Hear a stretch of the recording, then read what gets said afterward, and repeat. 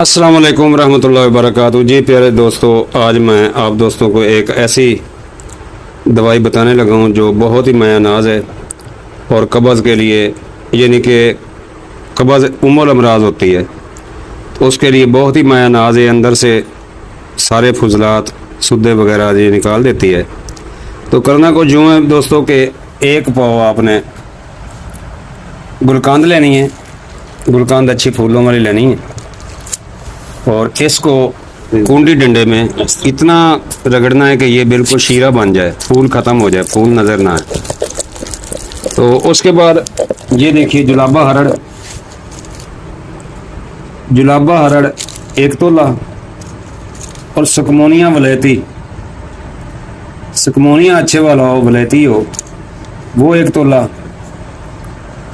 बादाम रोगन खुद साख्ता अपना निकलवाया हुआ 50 ग्राम और कस्ट्रायल जो है वो 100 ग्राम। तो इन चीज़ों सब कुछ चीज़ों को इधर मिक्स कर दें अच्छी तरह। मिक्स करने के बाद जब फूल ख़त्म हो जाएं, बिल्कुल मेल्ट हो जाएं रगड़ते रगड़ते, तो इसमें आप सुकमोनिया डाल दें और सुकमोनिया के बाद जुलाबा हरड़ का पाउडर डाल दें और बादाम रोगन और कस्ट्रायल ये डालकर इसको अच्छी तरह मिक्स करें।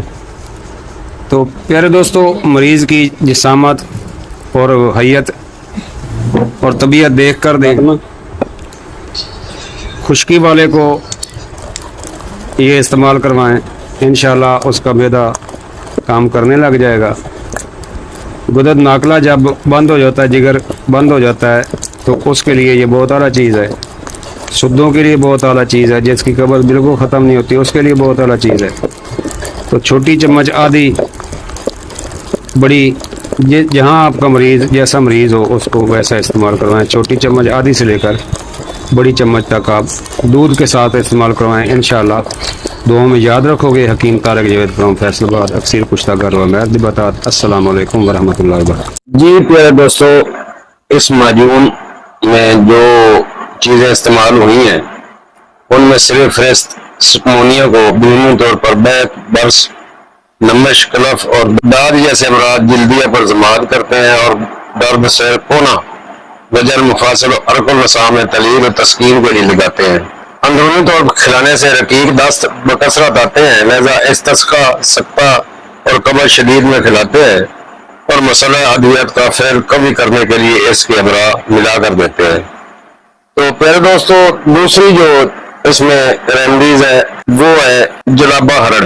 ये एक छोटी बूटी गिरादार जड़ है जो शलगम की रंग के बराबर, बाहर से स्याह, अंदर से जर्दी महल। यह मैक्सिक, अमेरिका और हिंदुस्तान के पहाड़ी इलाकों में आम तौर पर मौसम गर्मा में पैदा होती है।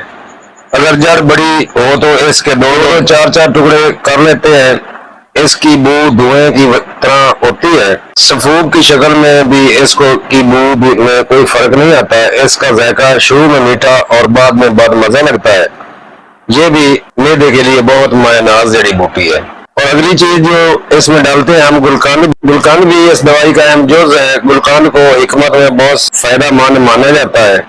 जिस्म को ठंडा रखने का कुदरती जरिया, कब्ज़ की अलामत से छुटकारा, जल्द की सेहत में बेहतरी, मुंह के छालों का कुदरती इलाज, हैज के मसाइल से छुटकारा, एंटी माइक्रोबियल खसूसियत की हामिल चीज है। ज़हनी तनाव में कमी, कुव्वत मुदाफ़ा में इजाफा, मुंह की बू को खत्म करती है।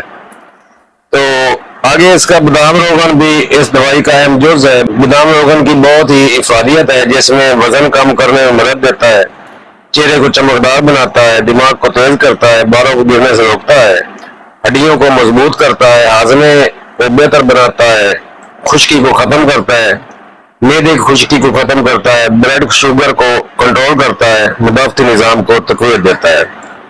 तो अगली चीज दोस्तों है कस्ट्रायल आपकी जल्द की खराब खुलियों से छुटकारा पाने में मदद करता है, उसे जलने, दागों, निशानात और यहाँ तक के स्ट्रेच मार्क के लिए भी किया जाता है। इसमें जरासीम कुछ खसूसियात भी होती है और खून के बहाव को फायदा देता है।